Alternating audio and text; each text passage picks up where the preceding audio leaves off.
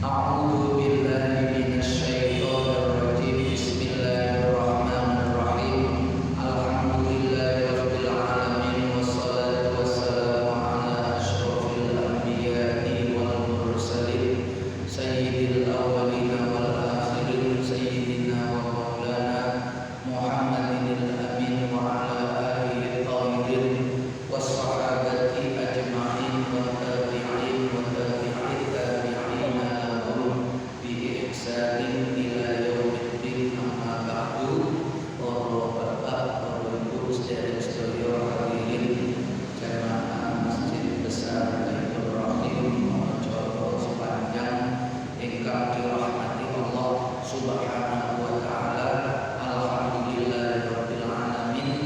Melanjutkan ngaji sirah Sayyidil Mursalin, perjalanan hidupnya Kanjeng Nabi Muhammad Sayyidil Mursalin, damel panduan kitab Khulasah Nuril Yakin, ringkasan kitab Nuril Yakin. Niki Nuril Yakin.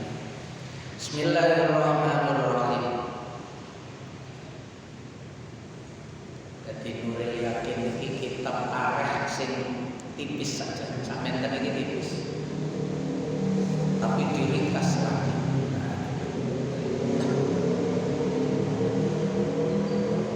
Kula ada Subulul Huda war Rasyad niku tarikh Nabi niku 13 juz, tumbasan Mesir kalau ini. 13 juz. Nah, ini cuma 1 juz. 13 juz tebel-tebel bisa tipis. Sakmangke wafatu ummihi wa hadonatu, utawi iki iku nerangake sedone ibune Kanjeng Nabi, wa hadonatu lan ngeramut utawa mengasuh ing Kanjeng Nabi. Yang keempat, ya, yang keempat.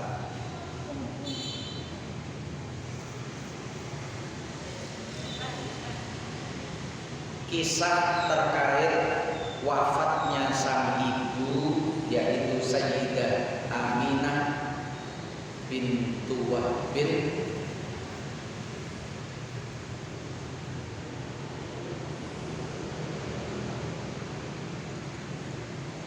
serta bagaimana kehidupan Kanjeng Nabi setelah wafatnya sang ibu. Artinya wis yatim piatu Kanjeng Nabi. Satu, tuwfiyat ummuhu sallallahu alaihi wasallam. Tuwfiyat sedo sapa ummu ibune Kanjeng Nabi Muhammad sallallahu alaihi wasallam. Ibu beliau wafat wa huwa hale utawi Kanjeng Nabi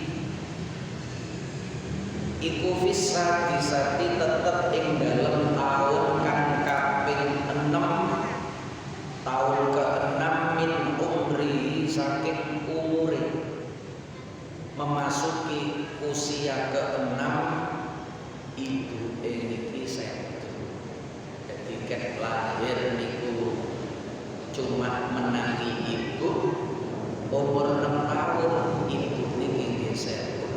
Niku Kanjeng Nabi sudah dipersiapkan oleh Allah untuk menjadi pribadi yang kokoh mandiri. Salah satu tahapan awal orang hidup secara mandiri itu adalah dengan tidak adanya ibu dan bapak. Ini jelas mandiri lah. Kanjeng Nabi ini mandiri dengan sendirinya. Gusti Allah yang wonten niku kali Gusti Allah. Sebab niki kok calon rasul akhir zaman diutus untuk kafatal linnas, bagi seluruh manusia. Bebannya paling berat di antara rasul-rasul sebelumnya, sehingga harus dikuatkan dengan mental yang paling kokoh, sehingga wis ketunggokan bapak ibu bahkan ketika beliau masih sangat kecil, usia 6 tahun. Ketika itu ibu Kanjeng Nabi Sayyidah Aminah niki kepingin ngejak putrone untuk berziarah kepada saudara-saudara dari ayah beliau. Bude-budene Abdullah niku berasal dari Madinah. Nek bapake teko Mekah, Abdul Muthalib, bapake Abdullah teko Mekah. Tapi ibune Abdullah niku saking Madinah, yaitu dari Bani Adi bin Najjar, atau sering disingkat Bani Najjar, tapi sebenarnya Bani Adi ibn Najjar, dari Bani Adi bin Najjar yang ada di kota Madinah. Jadi Kanjeng Nabi hijrah ke Madinah itu bukan sebagai orang asing, karena dari jalur nenek teko bapak, nenek teko bapak niku saking Madinah. Jadi dulur-dulure kathah sing di Madinah, yaitu nenek dari bapak.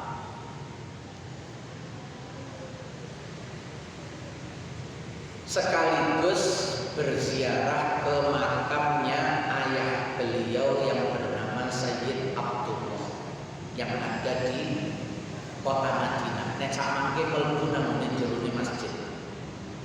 Nggih, ten pelataran ketutup dulu. Ten sekitar pelatarane Masjid Nabawi. Boten nduk jero bangunan nduk pelataran. Dulu jauh dari masjid, tapi sampai gitu jadi pelataran ke masjidnya pelebaran luar biasa.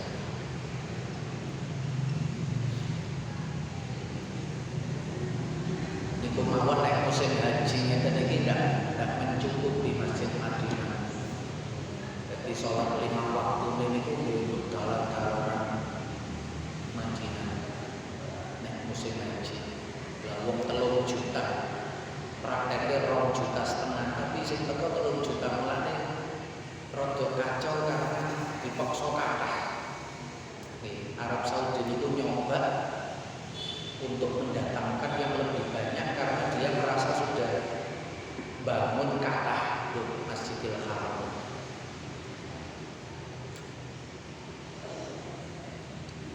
Akhirnya banyak kejadian-kejadian. Tetapi ketika selesai dalam perjalanan pulang, sang ibu niki di tengah jalan mengalami sakit. Wahia hale utawi Aminah ibu niki ummu niku iku rojiatun wadon kang bali minal Madinati saking Madinah. Ketika pulang dari Madinah, rumiyin niku jalur Mekah Madinah niku boten jalur yang sekarang. Nggih. Rumiyin niku jalur niku memutar. Nggih. Memutar ke barat. Nek samangke niku lurus dari utara ke selatan, atau Madinah nang Mekah niku ngidul. Lah niku rumiyin melingkar ke barat dulu mendekati Laut Merah niku. Karena niku rute yang tidak banyak pegunungan. Jadi metusik teko wilayah pegunungan kecil niku supaya kok kali lurus nyenten wis boten bulet-bulet menggak-menggok malah kesasar. Tepatnya di niki enten 4 kali. Waqat zahabat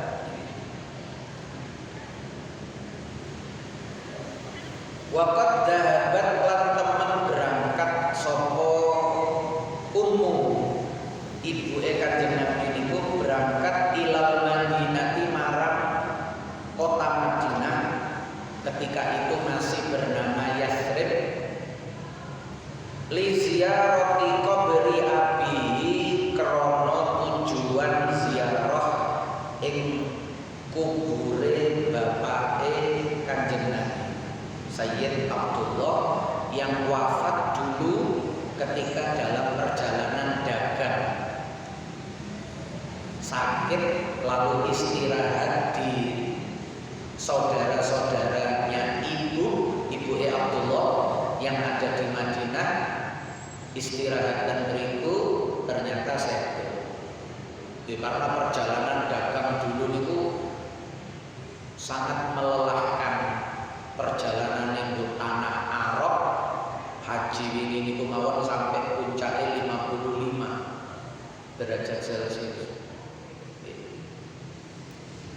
Numpake unta boten enten kap, ndak ada penutup. Nek mobil niku sak enak-enake sik ana penutup. Panasnya boten langsung kena terik matahari. Boten ketiup angin kencang, boten kena badai pasir. Tapi kalau unta nggih angin berbes nggih awake diterpa angin kencang. Anginnya membawa pasir nggih, badai pasir menghantam tubuh. Panase kaya ngoten kendaraane kentul-kentul unta niku glenuk wah niku dikocak-kocak awaknya. Dan niku perjalanannya ribuan kilometer. Itu ya Allah. Banyak yang wafat, termasuk ibu Kanjeng Nabi ini kan juga akhirnya wafat juga dalam perjalanan. Berziarah ke makam ayahnya wa ma'ahalat iku sartane Aminah jaddu. Niki dalam versi yang di atas, dalam versi yang di bawah boten kakeknya sing terkenal malah sing Indonesia niku. Wa ma'ahalat iku sartane Aminah jaddu utawi kakeke Kanjeng Nabi yaitu Abdul Muttalib. Aminah, Abdul Muttalib dan Kanjeng Nabi Muhammad. Plus Ummu Aiman ini karena Ummu Aiman ini budak warisan saking Sayyid Abdullah. Jadi Abdullah tidak meninggalkan kekayaan kecuali budak kecil perempuan yang bernama Ummu Aiman yang membantu pekerjaannya Aminah ini, termasuk ikut dalam perjalanan ke Madinah. Dalam satu versi itu bersama Abdul Muttalib juga. Tapi niku enten catatan kaki nomor 1 niku wakilah kana ma'a Ummu Aiman. Wakilah lan didhawuhake kana ana iku ma'a sartane Kanjeng Nabi sapa ma'a sartane Aminah sapa Ummu Aiman. Boten Abdul Muttalib. Jadi Abdul Muttalib tidak ikut. Niku sing terkenal malah. Wahiyal lati roja'at bir Rasul ila Makkah.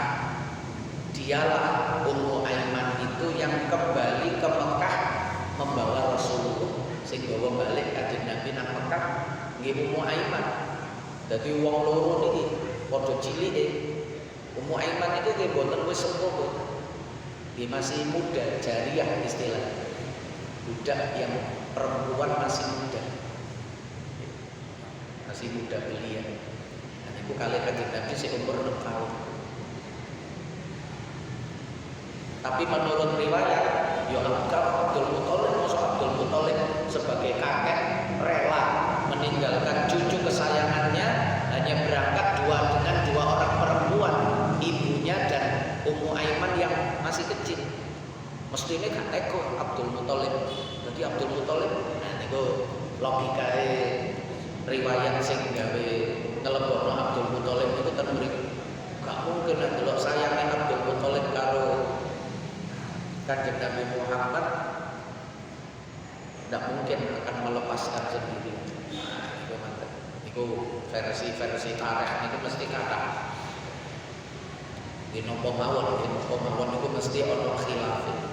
Nahwu mawon ono khilaf, sorof mawon ono khilaf. Nopo malih tarikh, fikih, tafsir, hadis, ngoten niku kan. Jenengan nek ngaji Bulughul Maram bengi Selasa mriki Ba'da Isya niku kan semerap piyambak. Hadis niku iso kaya ngoten niku. Dadekno hukum niku mau macam-macam ngoten. Begitu juga di dalam tarikh. Ada khilaf-khilaf seperti itu lumrah.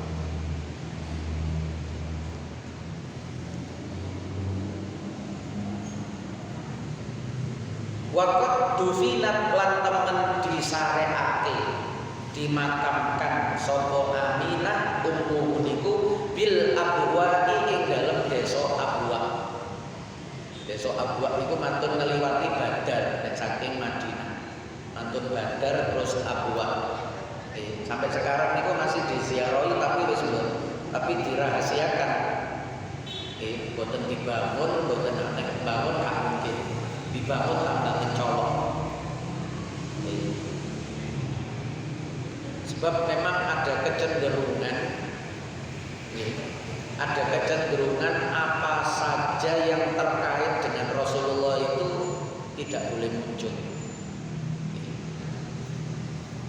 Podo-podo makame Sayyidah Maimunah niku enten kerangkeng, enten kotak. Jenengan nek Mekah Madinah niku kiri jalan niku 3 meter dari aspal niku, mboten sampai 3 meter, mepet. Niku makame Sayyidah Maimunah. Jenengan saged ngecek di YouTube mboten mawon kata lari-lari sing Saudi mriku mendokumentasikan makamnya Sayyidah Maimunah. Niku cidek kali ngene mikot Taif niku.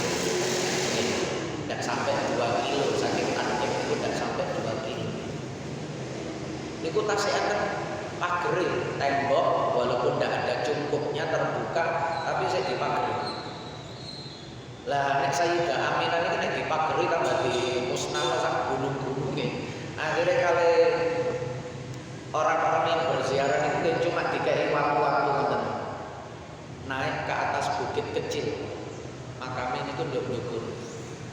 Ya wallahu a'lam, tapi niku yang diyakini di desa Abwa sampai sekarang niku terjadi.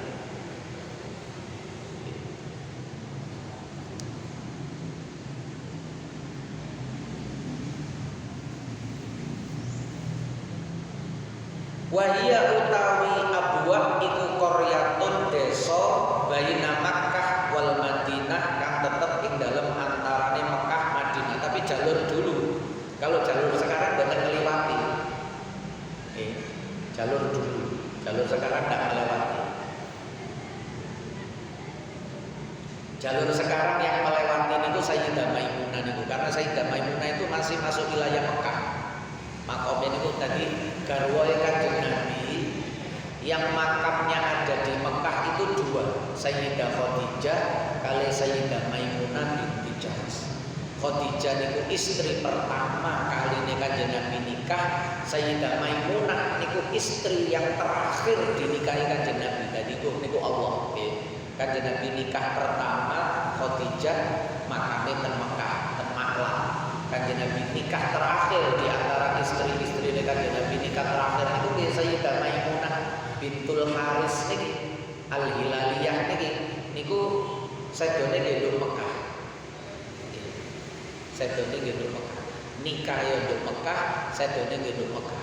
Khadijah niku nikah ya nduk Mekah, sedone nduk Mekah. Maimunah niku waktu Kanjeng Nabi umroh tahun ke-7 Hijriah.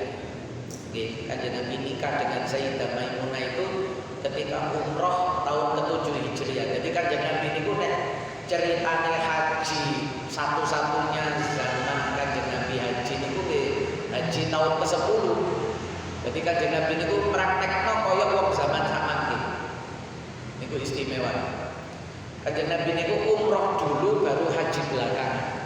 Jadi nek ana wong takon, umroh sik iku oleh kok gak durung haji kok umroh. Kanjeng Nabi niku durung haji niku wis umroh. Umroh tahun ke-7, hajinya niku tahun ke-10. Perintah wajib ibadah haji itu tahun ke-8 Hijriah. Oke, perintah haji diwajibkan itu tahun 8 Hijriah. Setelah Fathil Mekah. Jadi Fathil Mekah baru diwajibno lah nek Mekah sing dikuasai wong kafir diwajibno ya apa nglaksanakno. Jadi ketika Mekah itu bisa ditaklukkan dalam genggaman umat Islam tahun ke-8 pada saat itu diwajibkan. Tapi Kanjeng Nabi hajinya boten tahun ke-9 karena tahun 9 itu tahun paceklik, tahun banyak peperangan. Kanjeng Nabi baru haji itu tahun ke-10. Niku mulane cara mazhab Syafi'i wong sing wis wajib haji tapi gak budal niku gak otomatis dosa. Delok-delok. Nggih. Kalau memang ada hajat, ada keperluan niku buktine Kanjeng Nabi niku. Kanjeng Nabi niku diperintah tahun ke-8 tapi baru hajinya niku tahun ke-10. Boten tahun 8 niku juga boten. Nggih. Padahal Fathil Mekah niku pas Ramadan. Cara Ramadan niku kan nunggui Ramadan, ya Ramadan, Syawal, Dzulqa'dah, Dzulhijjah, petang bulan. Tapi petang bulan niku yo suwe ninggalno keluarga sing ndok Madinah niku. Ya, sehingga selesai Fathil Mekah di bulan Ramadan langsung balik. Lah polai langsung balik tahun ke-8 itu ndak bisa haji. Karena hanya selisih berapa niku nek balik malih payah malih. Nggih, tahun ke-9-nya niki tahun ke-8. Jadi perintah haji niku ketika Fathil Mekah, Mekah dikuasai dari Ramadan ke bulan haji niku 4 bulan. Kesuwen tinggal omah petang bulan niku bagaimana dengan keluarga wong pamite boten pamit haji. Kok suwe gak boleh. Gak iso ditelepon zaman biyen. Zaman sakniki enak iso video call masih suwe tenang mawon. Iso transfer kirim duit. Lah biyen nek nopo mangane sing ndok omah wong pengin tak tinggali cukup gawe sak bulan misale. Lah kok nek aku suwe-suwe petang bulan ya apa sing ndok. Nah niku mulane Kanjeng Nabi balik mantun Fathil Mekah balik boten nunggu haji tahun ke-8. Tidak juga kembali tahun ke-9 tapi baru haji tahun ke-10 dan itu menjadi haji pertama dan terakhir. Jadi Kanjeng Nabi niku hajine sepisan. Nggih. Jenengan sing hajine sepisan itu bener niru Kanjeng Nabi. Nggih. Tapi yo balik-balik yo gak apa-apa kok. Napa? Mampu mboten mawon duit-duit dhewe. Nggih. Boten ngrepotno wong. Niku mboten.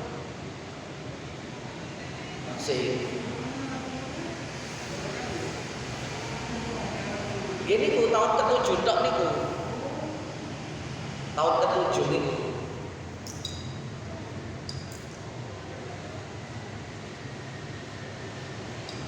Dzulhijjah tahun ke-10 haji, kemudian pulang Muharram, Safar, Rabiul Awal 3 bulan setelah haji wafat Kanjeng Nabi. Niki wis masuk tahun ke-11. Ya, Dzulhijjah kan bulan 12, bulan terakhir. Tahun ke-10 bulan terakhir. Masuk Muharram wis tahun ke-11, ganti bulan, ganti tahun. Tahun ke-11 bulan Muharram, Safar, Rabiul Awal itu. Jadi 3 bulan setelah kepulangan haji Kanjeng Nabi itu. Sehingga niku juga disebut Hajjatul Wada karena ten mriku Kanjeng Nabi khutbah niku kathah. Ten ngene Arafah, ten Mina, Kanjeng Nabi niku sering nyampe napa sehingga niku menjadi ingatan yang kuat karena niku pesan-pesan terakhir. Aku ketemu Kanjeng Nabi nduk Mina iki, aku ketemu Kanjeng Nabi nduk Arafah niku. Niku sing boten melok mulih nduk Madinah nggih. Sahabat yang tinggal di Mekah atau pulang ke kampung lain niku haji wada itu betul-betul menjadi pertemuan terakhir kali Kanjeng Nabi sehingga disebut Hajjatul Wada. Nah niku maksud wa hiya qaryatun baina Makkah wal Madinah tahun Fahadonat nuli ngerambut niki nggih ngopeni tapi sementara, terutama dalam perjalanan ini, dalam perjalanan pulang ini, begitu tutup Mekah nggih kakeke Abdul Muthalib. Fahadonat nuli ngerambut niki maksudnya selama dalam perjalanan ing Kanjeng Nabi sapa Ummu Aiman budake Abdullah sing diwarisno nang Aminah, dan sekarang budak perempuan belia inilah yang mengantarkan Kanjeng Nabi pulang dari Abwa ke Mekah. Oke. Nah niku kirangan waktu niku bayang no pemakamane ya napa. Celuk-celuk wong ngoten mungkin. Soalnya kalau sekarang makam yang dikunjungi sebagai makam ibu Rasulullah niku kondisinya niku jauh dari pemukiman. Nek delok sejarah niki nek sing versi Ummu Aiman, kalau melihat sekarang niku mosok Ummu Aiman karo Kanjeng Nabi sing padha cilike ngerambut jenazah dhewe wong loro. Atau ketika itu ada kafilah dagang yang lewat atau minta tolong ke penduduk sekitar yang ada di situ, lah itu berbagai macam kemungkinan. Tapi makamnya yang sekarang itu memang jauh dari pemukiman, di atas bukit ngoten ndukur jauh dari pemukiman. Tebel ngoten di tengah-tengah kota kampung ngoten. Nek Sayyidah Maimunah niku wau nggih padat. Sekarang padat, dan dulu nggih mestine pun enten perkampungan mriku. Ummu Aiman ini nanti dinikahkan oleh Rasulullah dengan putra angkatnya Zaid bin Harisah, budak dari Sayyidah Khadijah yang ketika menikah dengan Rasulullah, Zaid ini dihadiahno. Setelah dihadiahkan Kanjeng Nabi gak butuh budak, dimerdekakan. Termasuk Ummu Aiman ini merdeka. Lalu dinikahkan mantan budake Abdullah kali mantan budake Khadijah ini menikah. Lalu punya anak namanya Usamah bin Zaid sing umur 16 tahun, ditunjuk Kanjeng Nabi mimpin pasukan untuk membalaskan tentara Romawi yang membunuh dalam pertempuran Mu'tah sing mateni bapake Usamah bin Zaid bin Harisah niku sedo dalam pertempuran perang Mu'tah melawan tentara Romawi. Mu'tah niku sakmangke melok Yordania. Nggih. Sakmangke masuk wilayah Yordania. Tapi sadurunge Usamah bin Zaid diberangkatkan Kanjeng Nabi sedo.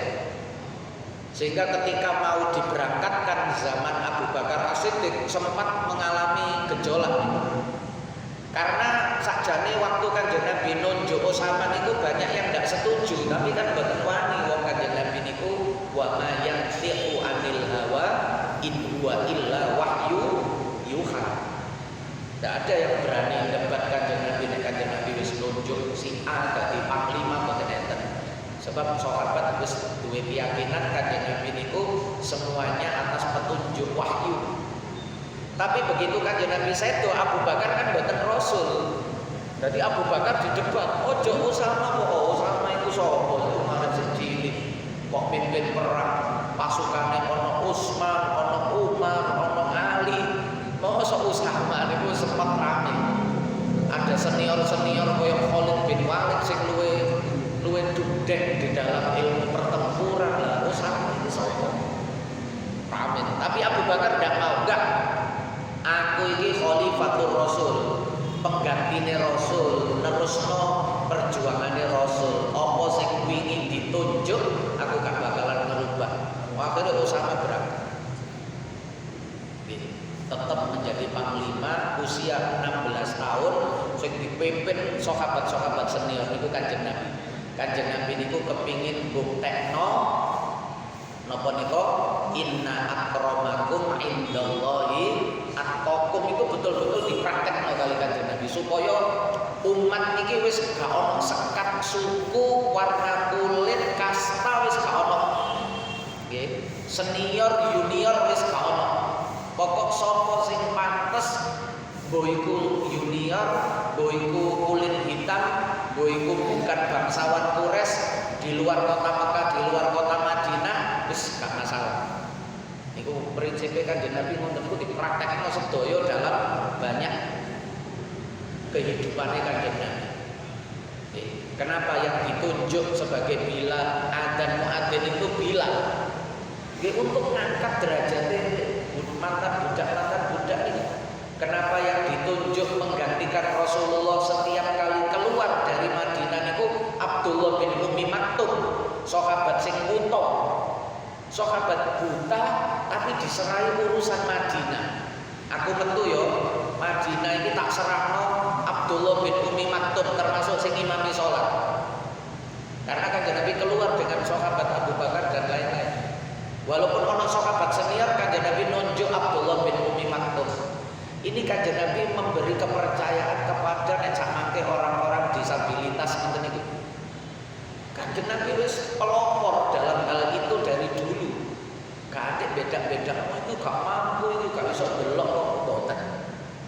Kanjeng Nabi niku selalu memberi kepercayaan kepada orang yang dianggap tidak punya potensi atau dianggap tidak layak karena tidak punya nyoni, tidak punya niku Kanjeng Nabi. Kanjeng Nabi niku selalu mengorbitkan sahabat-sahabat yang junior yang tidak dianggap karena mantan budak, karena miskin, karena buta, niku Kanjeng Nabi selalu niku.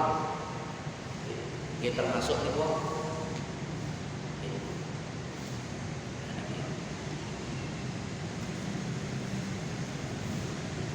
Fahadonat Ummu Aiman khotimatu abihi Abdillah, pelayan perempuane bapak Kanjeng Nabi yaitu Sayyid Abdullah. Akhirnya Ummu Aiman niku menjadi keluarga dekat, wong nikah kali anak angkatnya Kanjeng Nabi, sehingga Osama niku putu angkate Kanjeng Nabi, dadi koyo dalem tinggal di dalamnya Kanjeng Nabi seliwar-seliwar. Duline nggih kalih Sayyidina Hasan kalih Sayyidina Husain niku. Mulane jenengan nek mengikuti hadisul ifki nanti ada tahun kepinten niku. Perang Bani Mustalik. Nggih. Niku Kanjeng Nabi di saat difitnah oleh orang-orang munafik Madinah bahwa istrinya beliau Sayyidah Aisyah niku selingkuh. Jadi Kanjeng Nabi ngalami, Pak. Sing koyo nduk sinetron istrine Kanjeng Nabi Sayyidah Aisyah niku difitnah selingkuh kali salah seorang sahabat namanya Sofwan bin Mu'attal. Nggih. Tapi wis luwih tau kepanggih kok. Wong kula niki namung badal. Niku termasuk orang yang diajak musyawarah kali Kanjeng Nabi. Niki pole wong dalem, niki urusan dalem kan. Urusan rundingan perkara menten iki kan ndak mungkin di masjid, ndak mungkin di luar. Sing dijak rundingan niku Sayyidina Ali kali Usamah bin Zaid. Pole bapakipun sedo. Zaid bin Haritsah pun sedo. Usamah kali Sayyidina Ali. Lah, rundingan ini yang menyebabkan Sayyidah Aisyah niku kali Sayyidina Ali rodok duwe crash, gak cocok niki. Titik mulanya dari sini. Nggih, dari peristiwa Kanjeng Nabi musyawarah niki. Nek Zaid Usamah bin Zaid niku enak mawon. Kanjeng Nabi kula percaya kali Sayyidah Aisyah. Kula kenal Sayyidah Aisyah niku apik tok. Jenengan nek kurang mantep kali kula, jenengan tanglet kali niku Ibu Fulanah niku sing akrab dekat kali Sayyidah Aisyah. Kula mboten percaya dengan isu-isu itu. Hadisul ifki. Itu surat An-Nur niku enten. Tapi Sayyidina Ali mboten. Sayyidina Ali niku nggih wong sayange nemen kali Kanjeng Nabi nggih. Dadi gak kepingin Kanjeng Nabi niku terbebani dengan persoalan rumah sing luas. Sementara sing dipikirno Kanjeng Nabi niku kan umat sing luas. Lah nek persoalan istri, persoalan rumah iki wis iku iso dikesampingno. Napa nasihate Sayyidina Ali? Kanjeng Nabi wong wedok nduk Madinah niku kathah. Rumit-rumit bicara mawon. Sayyidina Ali niku wonten nasihate. Mulane Sayyidah Aisyah niku dieling-eling, awas ya Sayyidina Ali ku ya. Gampang iso ngomong ngono. Wong nduk Madinah niku wong wedok kathah. Ruwet-ruwet cerai mawon wis beres urusan diamputasi seret beres. Sayyidina Ali niku wonten mulane Sayyidina Ali kali Sayyidah Aisyah niku sampai puncaknya ada terjadi perang Jamal niku nggih asal muasale teko niki Pak. Asal muasale teko hadisul ini. Dadi Sayyidah Aisyah niku nek ngriwayatno hadis kok nyebut Ali mboten gelem nyebut jenenge. Iki manusiawi nggih, mboten kok hasud mboten iki manusiawi. Nggih. Wonten niku manusiawi. Sik eling wonten biyen tau usul nang Kanjeng Nabi ngono. Dadi waktunya contone hadis sing nyeritakno akhir hayate Kanjeng Nabi. Niku Kanjeng Nabi dipopah napa dipapah nggih. Teko daleme namune paimaman niku karena kondisi Kanjeng Nabi yang sangat lemah niku 2 orang. Sayyidah Aisyah nyebutno salah satu. Siapa? Abdullah bin Abbas wa rajulun akhar. Wa rajulun akhar niki Ali dan laki-laki lain. Laki-laki lain itu gak gelem nyebut jenenge. Soalnya niku Sayyidina Ali, Abdullah bin Abbas wa rajulun akhar. Wa rajulun akhar niku nek nduk sarae iku Ali. Sayyidah Aisyah gak gelem nyebut jenenge soalnya biyen tahu masalah hadisul ifki. Iku manusiawi niku. Wonten niku lumrah kita nduk kampung kadang yo rada kres karo tangga karo niku wis lumrah lah. Pokok ndak berlarut-larut. Nggih, niku lumrah. Mboten napa-napa niku kejadian yang mendewasakan. Nggih, sampun Al-Fatihah.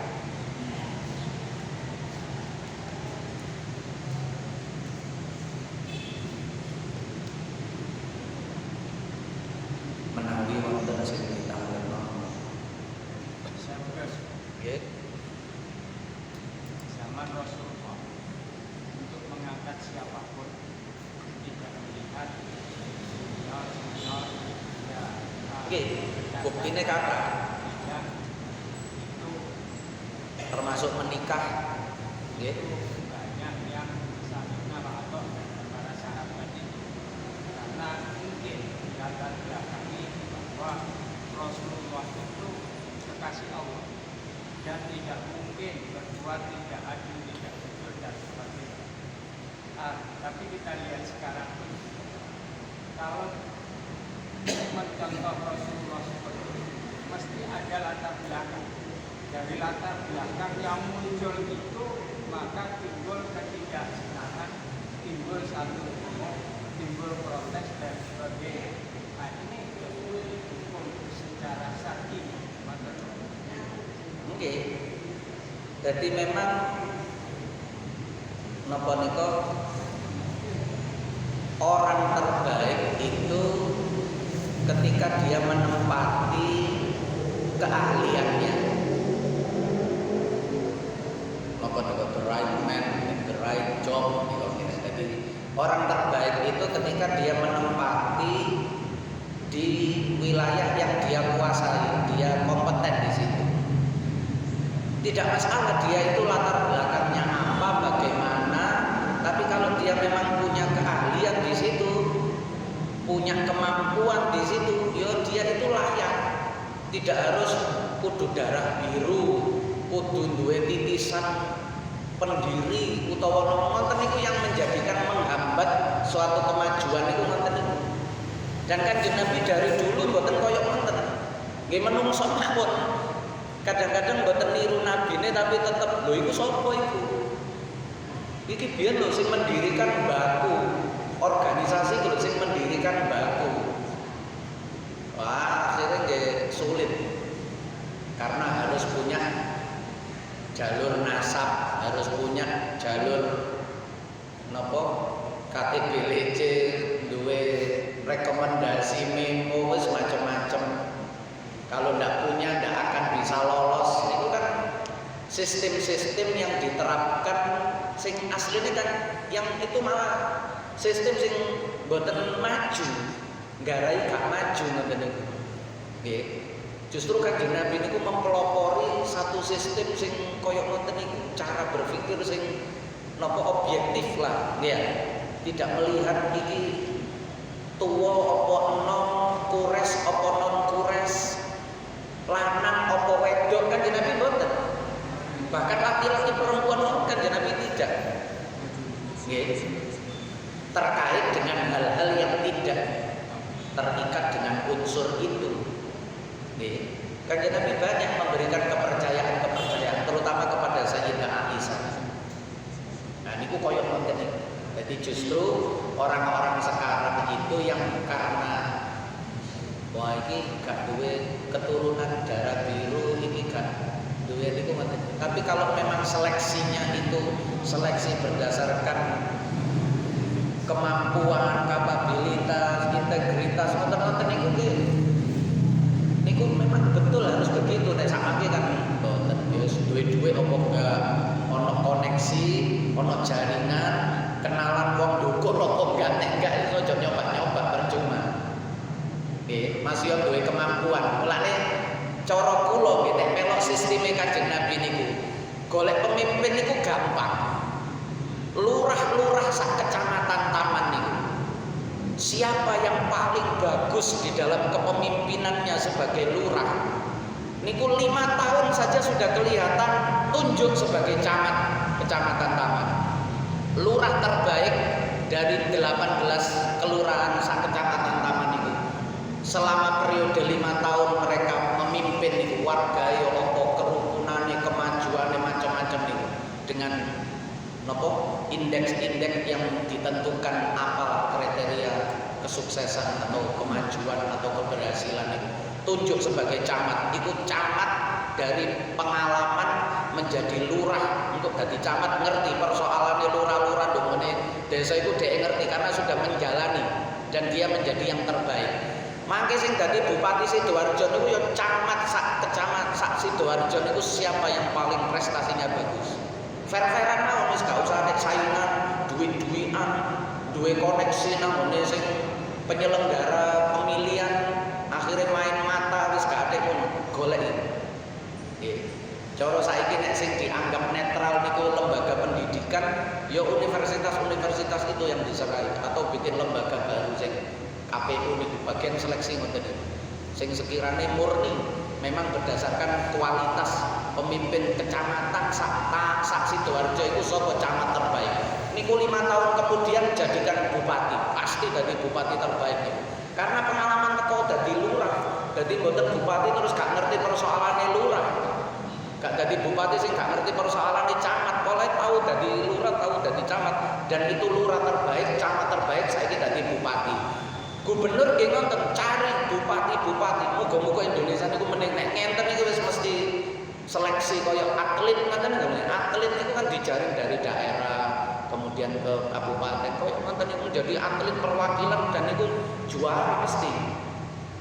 Nek niku kalah berarti yo pancen luar negeri niku lebih bagus dari seleksi mulai daerahnya itu. Sehingga nek perlu ditingkatkan mulai teko desa niku. Gubernur itu bupati terbaik sak Jawa Timur, sapa sing paling bagus, paling istimewa, paling berprestasi, paling jujur, paling wis dan lain-lain. Didadekno gubernur niku gubernur sing paling top niku. Olahe pengalaman teko lurah terbaik, camat terbaik, bupati terbaik, dadi gubernur wis mboten geladapan. Dilantik dadi gubernur tole bingung lapo iki gak duwe pengalaman, Pak. Nggih. Beda karena yang dihadapi. Presiden juga begitu. Gubernur terbaik se-Indonesia niki 34 provinsi niku. Mana gubernur terhebat yang berhasil mengembangkan provinsinya menjadi provinsi yang luar biasa. Tunjuk saja langsung dari presiden. Wes mesti top niku. Jadi mboten kita gak kenal orang-orang disuguhi 2 pasang, 3 pasang, karo kabeh niki. Nggih. Milih sing dini lho padha ae, padha gak ngertine kabeh, kualitas kerjanya bagaimana. Nggih akhire yo mbuh kabeh. Nah niku nek koyok Kanjeng Nabi niku koyok wonten niku. Dadi yang terbaik, bukan yang punya uang, yang didukung partai, ya, sing duwe koneksi kuat nduk ndukur, Mas yo gak tau kerja nduk nisor, gak ngerti nek persoalane rakyat nduk nisor gak ngerti. Oleh moro-moro dadi elit. Nah niku nek seleksine ngonten wis gak usah ngel-angel, gak ngentekno triliunan ngoten niku. Nggih, mboten ngentekno biaya kathah. Seleksi alam niku. Nggih, seleksi alam wis akan terpilih dengan sendiri. Tapi sayangnya kan mboten nonton atas nama partai, atas nama pemilu, tapi hasilnya nggih iso diatur. Nggih, kok bolo-bolo ngoten niku lho. Lak niku cara Kanjeng Nabi muga-muga menangi lah awak dhewe menangi. Kula ndonga ngene lho asli kudune ngene. Insyaallah menang. Niku kan undang-undangnya sing kudu diganti. Gampang ngganti undang-undang.